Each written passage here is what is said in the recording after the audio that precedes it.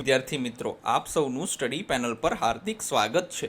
આજના વિડીયોમાં આપણે ધોરણ 7નું ઇંગ્લિશનું જે નવું પાઠ્યપુસ્તક આવ્યું છે તેનું સપ્લિમેન્ટરી રીડિંગ એટલે કે પૂરક વાંચનનો પાઠ 3 the bell in the forest વિશે જોઈશું. જો ચિત્રમાં તમને જોઈને ખબર પડે છે કે જંગલની અંદર જે છે તે એક બેલ છે, જેને આપણે ગુજરાતીમાં ઘંટ કહીએ છીએ. તો એ બેલની વાત કરે છે.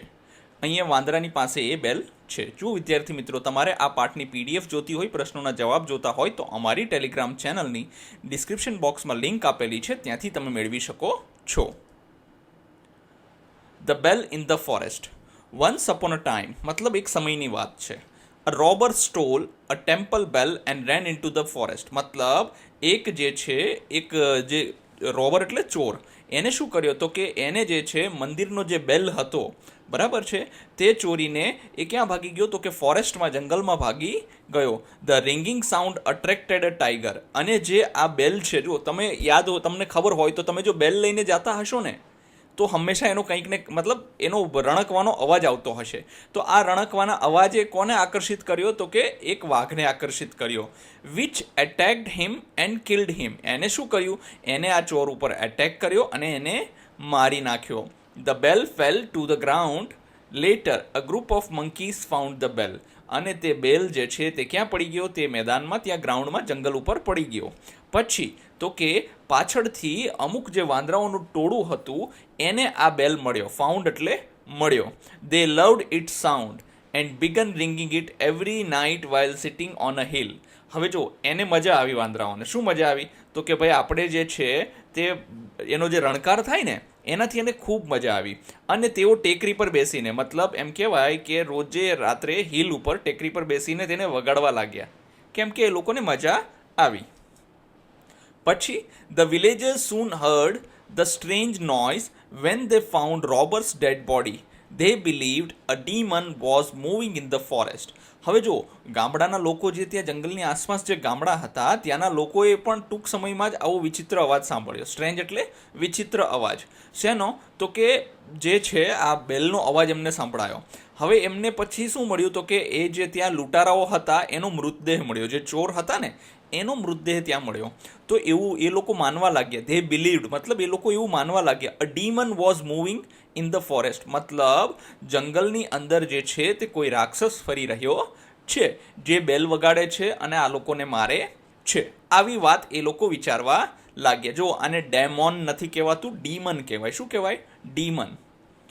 Killing people and ringing the bell in celebration. હવે લોકો એવું માનવા લાગ્યા કે એ લોકોને મારે છે, મતલબ જે ચોરને મળે, આપણે લૂંટારુઓ જે છે તે મરેલા મળ્યા ને, તો એવું માને છે કે એ લોકોને મારે છે અને પછી બેલ વગાડીને એની ઉજવણી કરે છે. Fear spread quickly and many people abandoned their homes in terror. મતલબ જો ભય જે છે ને, બીક જે છે ને, ખોટી વાતો જે છે ને તે બહુ ઝડપથી ફેલાય. તો ડર ઝડપથી ફેલાઈ ગયો અને ઘણા લોકો ગભરાઈને, મતલબ ઇન ટેરર મતલબ ગભરાઈને, પોતાના ઘર છોડીને, જો એબેન્ડોન મતલબ શું થાય ખબર છે? ત્યાગી દેવું, ત્યજી દેવું. પોતાના ઘર છોડીને એ લોકો જતા રહે છે. In the same village lived a bold and intelligent woman. હવે એ જ ગામની અંદર એક બોલ્ડ અને ઇન્ટેલિજન્ટ, મતલબ આપણે કહીએ કે હિંમતવાન અને બુદ્ધિશાળી મહિલા રહેતી હતી. She thought there can not be any demon. I will find out the truth. હવે એને વિચાર કર્યો. થોટ એટલે તેને વિચાર્યું. શું વિચાર્યું? કે ત્યાં કોઈ રાક્ષસ ન હોઈ શકે. તો હું એના માટે એની પાછળનું સત્ય શોધી કાઢીશ. One night she bravely went to the forest and discovered that monkeys were playing with the bell. હવે એક રાત્રિએ એને શું કર્યું ખબર છે? હિંમત દેખાડી.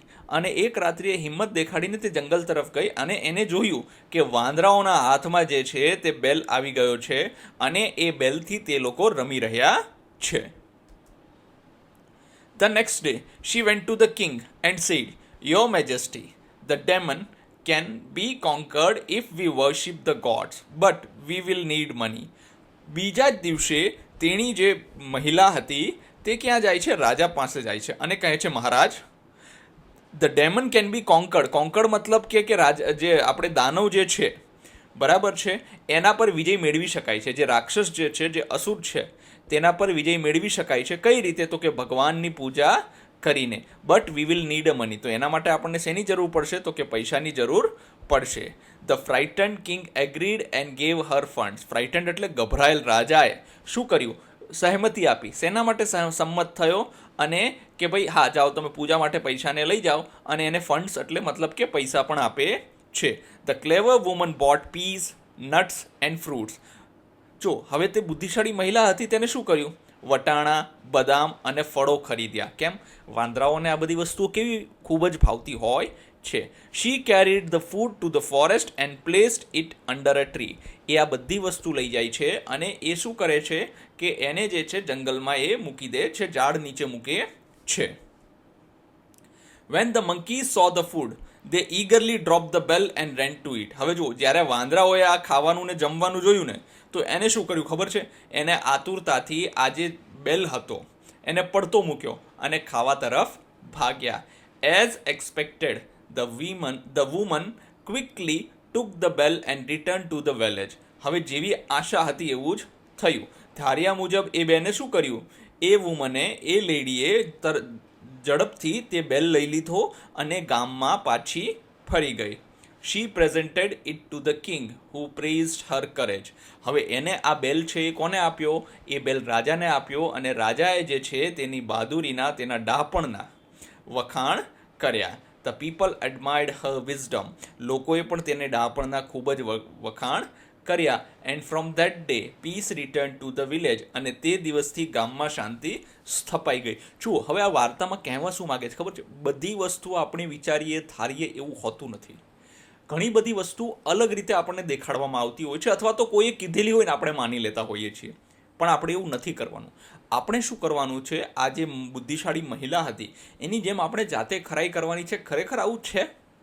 ઘણી વખત એવું હોય કે તમે ખાલી કોઈના મોઢેથી વાત સાંભળી લીધી હોય અને એના ઉપર અમલ કરતા હોય છે, પણ એવું હોતું નથી. માટે આપણે એ વસ્તુની ખરાઈ કરવી જોઈએ, એ વસ્તુની સચ્ચાઈ સુધી પહોંચવું જોઈએ, અને આપણને જાતે ખબર પડવી જોઈએ કે હા બરાબર છે, આ રીતે જ થાય છે. આ લોકો બધા એવું માને છે, રાજાને બધા, કે રાક્ષસ પાસેથી બેલ લઈને પેલી મહિલા આવી ગઈ. અરે એવી વાત નથી ભાઈ, રાક્ષસ હતો જ નહીં, વાંદરાઓ હતા.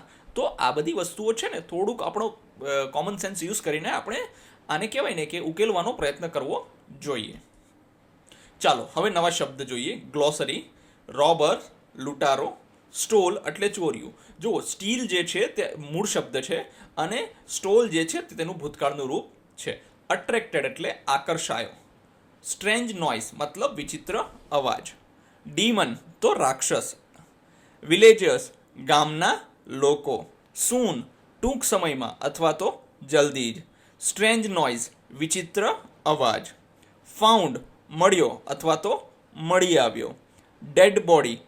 હવે જો ડેડ બોડી એટલે મૃતદેહ થાય. લૂંટારાનો તો આગળ લખવું પડે, રોબર્સ ડેડ બોડી લખવું પડે. એટલે અહીંયા છે ને લૂંટારાનો મૃતદેહ નહીં થાય, ખાલી મૃતદેહ થાય. શું થાય? આ લૂંટારાનો કાઢી નાખો, મૃતદેહ.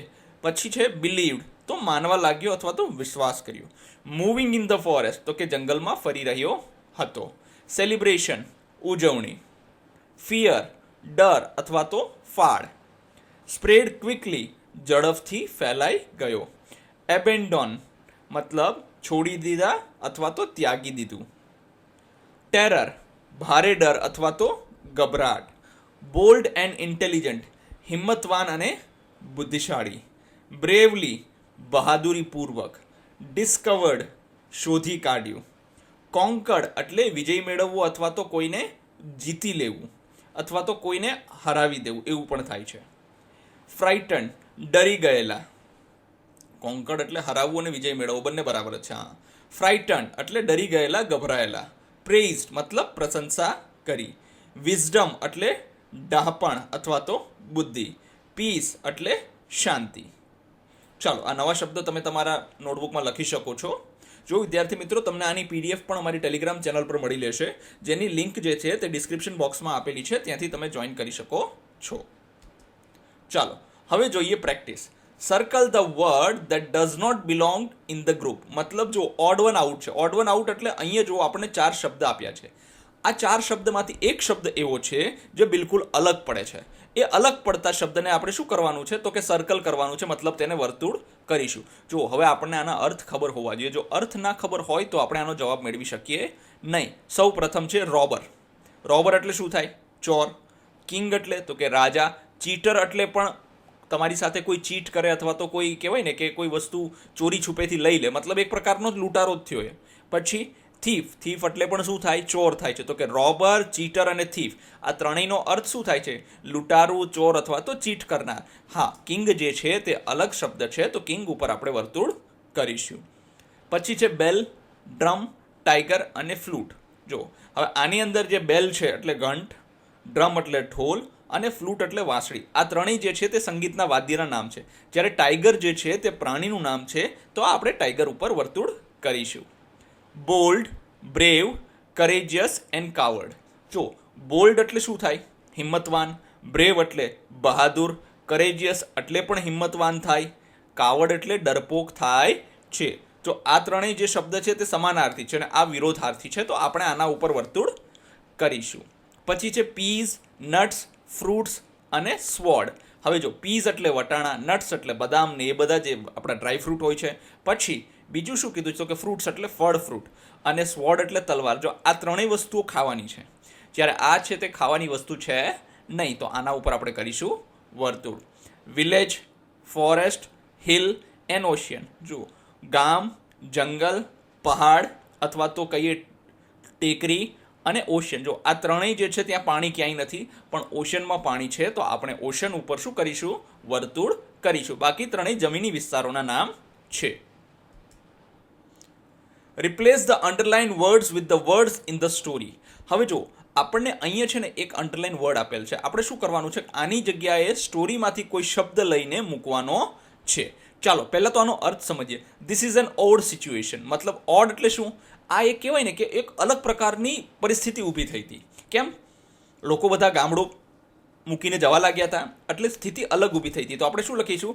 અહીંયા લખીશું સ્ટ્રેન્જ શબ્દનો ઉપયોગ કર્યો છે. સ્ટ્રેન્જ નોઇઝ મતલબ કહેવાય કંઈક અલગ જ અવાજ. બરાબર છે? તો આપણે શું લખીશું? This is a strange situation. મતલબ આ એક અલગ પ્રકારની જ પરિસ્થિતિ સર્જાઈ હતી. તો જો ઓડ અને સ્ટ્રેન્જ બંને સમાનાર્થી શબ્દ છે. Second, after that horrifying incident they lived in fear.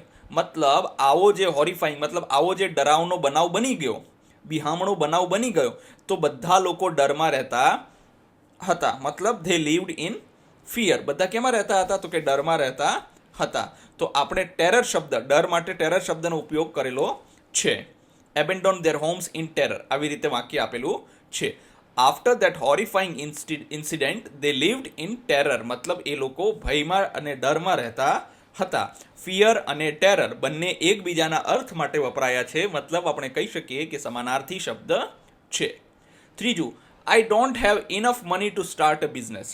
મતલબ મારી પાસે પૂરતા પૈસા નથી બિઝનેસ સ્ટાર્ટ કરવા માટેના, તો એના માટે ફંડ શબ્દનો ઉપયોગ થયો છે. તમને ખબર હોય તો રાજા જે છે તે ફંડ આપે છે. શા માટે?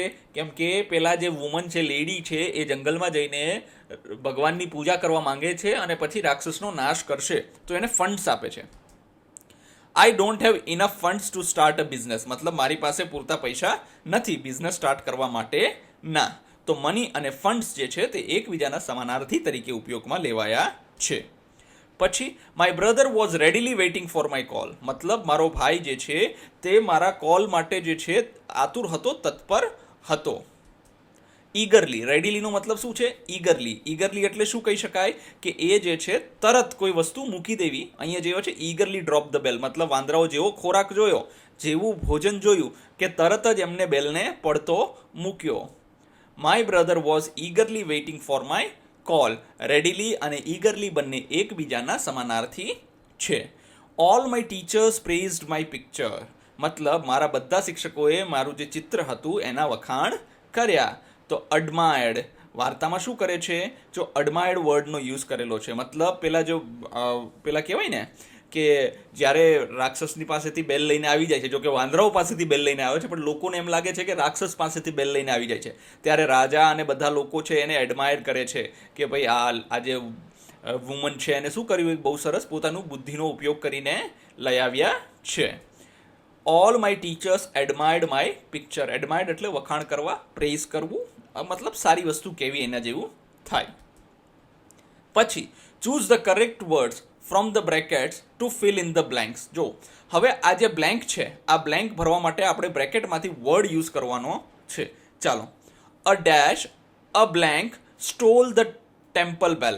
કોણ ચોરી ગયું હતું? તો કે a robber stole the temple bell. The blank sound of the bell attracted a tiger. મતલબ શેનો સાઉન્ડ જે હતો?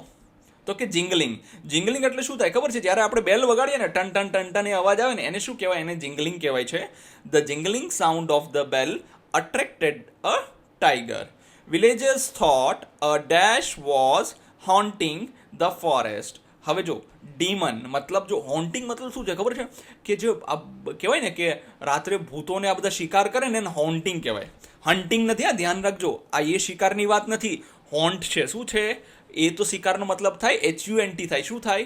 HUNT. આ HAUNT છે, મતલબ હોન્ટ છે. હોન્ટ મતલબ ડરાવનું, બિહામણું. એટલે વિલેજર્સ એવું માનતા હતા કે એક રાક્ષસ જે છે તે જંગલમાં શું કરે છે? હોન્ટ કરે છે. The woman was blank enough to go to the forest at night. હવે જે વુમન છે શું હતી? કરેજિયસ ઇનફ, મતલબ એ એટલી બહાદુર હતી કે એ જંગલમાં રાત્રે જવા માટે તૈયાર હતી. She performed a special ritual before placing food under the tree. હવે એને એક અલગ પ્રકારનું રિચ્યુઅલ મતલબ વિધિ કરી. શું? તો કે જંગલમાં જે છે ઝાડ નીચે ખાવાનું રાખ્યા પહેલા એક અલગ પ્રકારની વિધિ કરી. રિચ્યુઅલ એટલે શું થાય? વિધિ થાય છે. The king praised her bravery when she returned with the bell. હવે રાજાએ જે છે તેની બહાદુરીના ખૂબ જ વખાણ કર્યા. પ્રેઝ એટલે વખાણ કર્યા જ્યારે તે બેલ લઈને પાછી ફરી. Correct the sentences and rewrite. જો હવે આપણે આ વાક્ય જે છે તે અહીંયા લખેલા છે, આ વાક્ય સાચા નથી. આપણે શું કરવાનું છે? તો કે આ વાક્યને સાચા કરીને ફરીથીને લખવાના છે. અ ડેમન કિલ્ડ ધ રોબર. અરે ડેમન ક્યાં હતો યાર? A tiger killed the robber, મતલબ ટાઈગરે એને માર્યો હતો, ડીમન હતો નહીં. તો આની જગ્યાએ આપણે શું લખીશું? Tiger. The woman was weak and coward. મતલબ એમ કહે છે કે જે લેડી હતા એ કેવી હતી? વીક એટલે શું કહેવાય? અશક્ત. અને કાવર્ડ એટલે બીકણ હતી. ના, બીકણ નથી. એ કેવી હતી? The woman was bold and intelligent, અથવા તો કરેજિયસ હતી. એ કેવી હતી? બોલ્ડ અને ઇન્ટેલિજન્ટ હતી, ડરપોક હતી નહીં. Third, she believed the villagers. She did not believe the villagers. મતલબ ગામડામાં જે અફવા ફેલાઈ હતી ને, હે ને, કે ભાઈ ત્યાં રાક્ષસ છે ને આ છે, તો એમ કહેવાય છે કે તેણીએ જે છે તે માની લીધું, બધાય સાચું કહે છે એવું. પણ ના, શી ડીડ નોટ. એને લોકોનો વિશ્વાસ કર્યો નહીં, પણ પોતે જઈને ખાતરી કરી. She wanted money to worship gods. She wanted money to buy foods. જો એને ભગવાનની પૂજા માટે પૈસા નહોતા જોતા, પણ એની પાસે પૈસા નહોતા એટલે એને જે વાંદરાઓ માટે ફૂડ ખરીદવું હતું ને, she wanted money to buy foods for the monkeys. મતલબ મંકીઝ માટે જે છે તેને ફૂડ જોઈતું હતું. She killed the monkeys and brought the bell back. મતલબ એને તે વાંદરાઓને મારી નાખ્યા અને તે બેલ પાછો લઈ આવ્યા.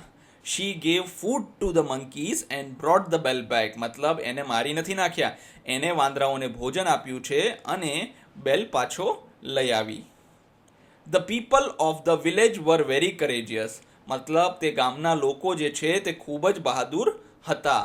ખોટું. The people of the village were very frightened or terrified. એ લોકો બહાદુર નહોતા, એ બહુ જ ડરી ગયા હતા.